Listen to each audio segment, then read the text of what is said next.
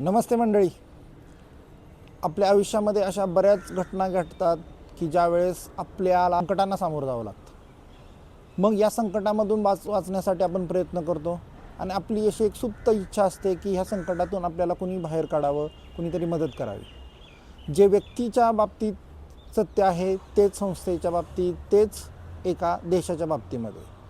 अशाच परिस्थितीमध्ये आपला देश सापडला होता.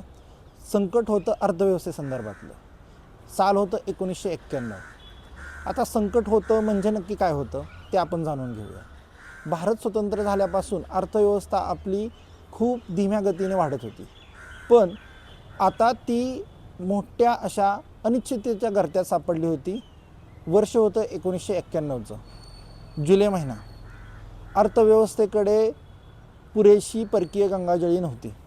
आता अर्थव्यवस्थेचं आरोग्य कोणत्या गोष्टींनी ठरतं? अशा 5 महत्त्वाच्या गोष्टी. त्यातलं पहिलं महत्त्वाचं अर्थव्यवस्था वाढीचा दर. अर्थव्यवस्था वाढीचा दर जो आत्ता 7-7.5% आहे, तो त्यावेळेस फक्त 1% होता. दुसरं महत्त्वाचं अर्थव्यवस्थेकडे असणारं परकीय चलन. परकीय चलन का लागतं? तर आपण बऱ्याचशा वस्तू देशाबाहेरून विकत घेतो, त्यावेळेस ते आपल्याला डॉलरमध्ये विकत घ्यावे लागतात. तसेच आपण परकीय कर्ज जे घेतलेलं असतं त्याची परतफेडसुद्धा आपल्याला डॉलरमध्येच करावी लागते. ह्या दोन्ही गोष्टीसाठी परकीय चलन पाहिजे असतं. त्या परकीय चलनाची गंगाजळी आपल्याकडे खूप नाममात्र, म्हणजे फक्त $1 बिलियन, त्यापेक्षाही कमी होती. म्हणजे पुढचे 2 ते 3 दिवसच आपण ती वापरू शकतो किंवा तेवढी पुरेल एवढीच होती. तिसरं महत्त्वाचं होतं म्हणजे महागाईचा दर. सर्वसामान्यांना ती गोष्ट अतिशय महत्त्वाची ठरते. 3 ते 4% जर महागाईचा दर असेल तर तो सहन करण्यायोग्य असतो किंवा त्यातून अर्थव्यवस्था सावरू शकते. पण जर अर्थव्यवस्थेमध्ये महागाईचा दर हा 14-15% गेला तर सामान्य व्यक्तीला जगणं तेवढं सुसह्य राहत नाही. चौथं महत्त्वाचं होतं ते म्हणजे अर्थव्यवस्थेमधील विश्वास. भारतीय अर्थव्यवस्था ह्या सर्व संकटांना सामोरं जात होती. त्यात सर्वात महत्त्वाचं संकट निर्माण झालं ते म्हणजे आंतरराष्ट्रीय नाणेनिधीने आता ही देश किंवा ह्या देशाची अर्थव्यवस्था अनिश्चिततेच्या गर्त्यात आहे आणि लवकरच ती दिवाळखोरीमध्ये जाईल. का? कारण हा देश वारंवार आपल्याकडे कर्जाची मागणी करतोय. ह्या देशामधील अर्थव्यवस्था, अर्थचक्र तितकंसं सुरळीत राहिलेलं नाही. आणि 5वं महत्त्वाचं म्हणजे की देशामध्ये होतं जे सरकार, PV नरसिंह राव देशाचे पंतप्रधान होते आणि ते सरकार होतं अल्पमतामध्ये. आता अल्पमतामध्ये म्हणजे काय की 273 लोकसभेचे सदस्य असणाऱ्या पक्षालाच सरकार स्थापन करता येते.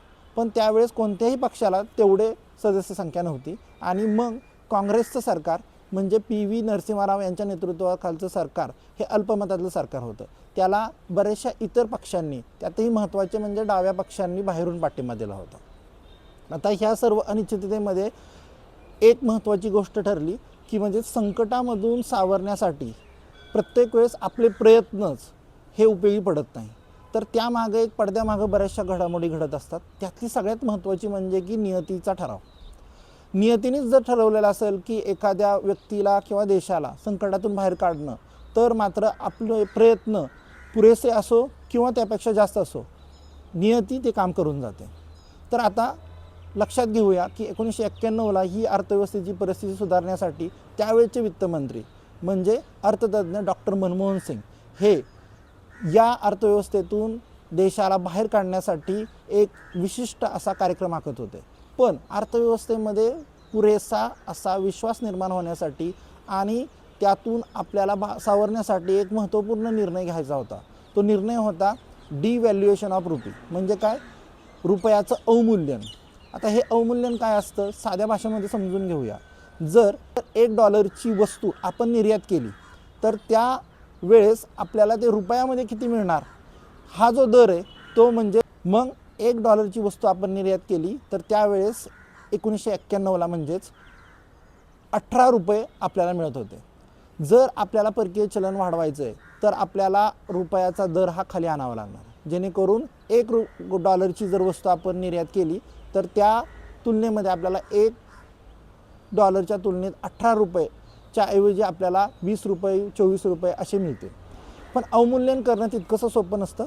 अर्थव्यवस्थेमध्ये संकट आहे, अर्थव्यवस्था अनिश्चिततेच्या गर्त्यात आहे आणि अशा वेळेस जर अशी पावलं उचलली तर संकट आणखी वाढू शकतं. बाजारपेठेचा त्याला कसा प्रतिसाद होईल हे आपण सांगू शकत नाही. म्हणजे हा खूप मोठा क्रांतिकारी निर्णय होता, तो घ्यावाच लागणार होता. वित्तमंत्री मनमोहन सिंग यांनी देशाच्या पंतप्रधानांना म्हणजेच नरसिंहरावांना कन्व्हिन्स केलं, त्यांचं मन वळवलं की आपल्याला हा निर्णय घ्यावाच लागेल आणि त्याच्याच नंतर आपल्याला आर्थिक सुधारण्याचा कार्यक्रम करावा लागेल. मग 1991ला 1 जुलैला अवमूल्यन करण्याचा निर्णय झाला. सुरुवातीला 1 जुलैला जे अवमूल्यन झालं ते खूप छोट्या प्रमाणातलं होतं आणि दुसरी गोष्ट म्हणजे की ते बाजारपेठेची काय प्रतिक्रिया येते हे समजून घेण्यासाठी होतं. म्हणजे काय की जर एखादा मोठा तीव्र आणि वेदनादायी आपल्याला निर्णय घ्यायचा असेल तर तो निर्णय कितपत आपल्याला पचतोय हे समजण्यासाठी आपल्याला छोटी पावलं उचलावी लागतात. तशाच पद्धतीचं अवमूल्यन झालं. 1 जुलै 1991ला 18 रुपयाचं 20 रुपयापर्यंत आपल्या रुपयाच्या मूल्याचं अवमूल्यन झालं आणि आता पुढचं अवमूल्यन जे की महत्त्वाचं होतं ते करण्याचा पुढचे काही दिवसांमध्ये निर्णय होणार होता. मग तोपर्यंत राजकीय विरोधकांनी बाजारपेठेने प्रचंड विरोधातली प्रतिक्रिया द्यायला चालू केली आणि नरसिंहराव जे अल्पमतातलं सरकार होतं त्यांनी डॉक्टर सिंग यांना सांगितलं की आता पुढचं अवमूल्यन टाळा, आपण ह्या परिस्थितीमध्ये नाही की असे कठोर निर्णय घेऊ कारण आपलं सरकार अल्पमतात आहे आणि आपल्याला प्रचंड राजकीय विरोधाचा सामना करावा लागेल. मग डॉक्टर मनमोहन सिंगांनी हा निर्णय मान्य केला आणि त्या काळचे RBIचे डेप्युटी गव्हर्नर की ज्यांच्याकडे ही निर्णय घेण्याची किंवा ही निर्णयाची अंमलबजावणी करण्याची जबाबदारी होती ते म्हणजे सी रंगराजन, त्यांना फोन केला आणि सांगितलं की पुढचं अवमूल्यन बंद करा किंवा पुढचं अवमूल्यन होऊ देऊ नका.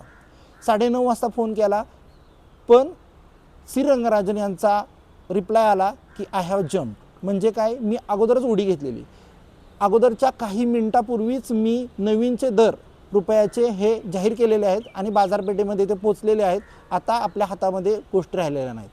तो बाण निघून गेलेला आहे. आता तो इच्छित लक्षापर्यंत भेदेल का नाही हा येणारा काळ ठरवणार आहे. तर मनमोहन सिंग म्हणले ठीक आहे, आता आपण येणाऱ्या गोष्टींना सामोरं जाऊ.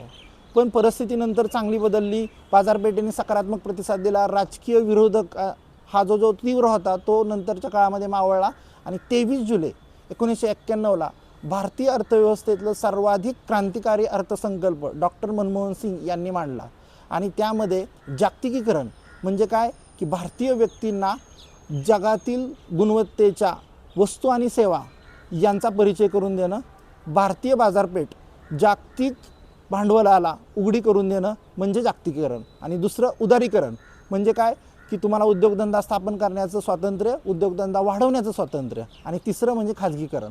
कोणताही व्यक्ती आता स्वतः व्यवसाय करू शकत होता. लायसन परमिट राज जी परिस्थिती होती 1991 पूर्वी ती बंद केली. या तिन्ही रिफॉर्मचा परिणाम असा झाला की त्यानंतर अर्थव्यवस्था सुधारली, अर्थव्यवस्था सावरली आणि नंतरच्या काळामध्ये म्हणजे आज 2025पर्यंत भारत हा जगातील तिसरी मोठी अर्थव्यवस्था आहे. 1991ला जो आर्थिक वाढीचा दर 1% होता तो आता 7.5%पर्यंत पोहोचला आहे. सेन्सेक्स जो 1991ला अवघ्या 900 अंकावरती होता तो आता वाढून 82,500वरती गेलेला आहे. तिसरं महत्त्वाचं म्हणजे की भारतीय परकीय चलन की ज्यावेळेस सुधारणा झाल्या 1991ला त्यावेळेस ते फक्त $1 अब्ज होता, आता ते $640 अब्ज जास्त आहे. आणि डॉक्टर मनमोहन सिंग ज्या त्या काळचे वित्तमंत्री ज्यांनी हा क्रांतिकारी निर्णय घेतला आणि त्यानंतर क्रांतिकारी अर्थसंकल्प सादर केला ते नंतर भारताचे पंतप्रधान झाले आणि सी रंगराजन नंतर RBIचे गव्हर्नर आणि नंतरच्या काळामध्ये पंतप्रधानांचे विशेष आर्थिक सल्लागार म्हणूनची नेमणूक झाली. ह्या दोघांनी मिळून दोघांच्या जोडीने भारतीय अर्थव्यवस्थेला सर्वोच्च असा विकास दर 2006 ते 2009 या कालावधीमध्ये गाठून दिला आणि भारतीय अर्थव्यवस्था आज 3ऱ्या क्रमांकाची मोठी अर्थव्यवस्था आहे. तर त्यावेळेसचं मनमोहन सिंगांचं अर्थसंकल्प सादर करण्याचं वाक्य होतं ते म्हणजे की no one can stop an idea whose time has come. एक संकल्पना, एक विचार, एक स्थित्यंतर की ज्याची वेळच आलेली आहे तर त्याला कुणीही टाळू शकत नाही. आणि तसंच हा नियतीचा ठराव होता. जर त्यावेळेस फोन करून ते अवमूल्यन टाळलं गेलं असतं तर नंतरच्या काळामधील घडामोडींचा परिणाम असा झाला असता की भारतीय अर्थव्यवस्थेचं संकट अधिकच गडद झालं असतं. पण तसं नियतीनेच करू दिलं नाही. नियतीनेच सी रंगराजन यांच्याकडून ती करून घेतलं अशी परिस्थिती होती आणि भारत एक मोठी अर्थव्यवस्था म्हणून नंतरच्या काळामध्ये मोठा झाला. तर ही अशी गंमतदार गोष्ट अर्थव्यवस्थेसंदर्भामधली आज आपण तुमच्याशी बोललो आहे. नंतरच्या काळामध्ये भारतीय अर्थव्यवस्था कशी भरभराटीस गेली आणि त्या संदर्भातील गमतीदार किस्से आपण नंतरच्या काळामध्ये बोलणार आहोत. धन्यवाद.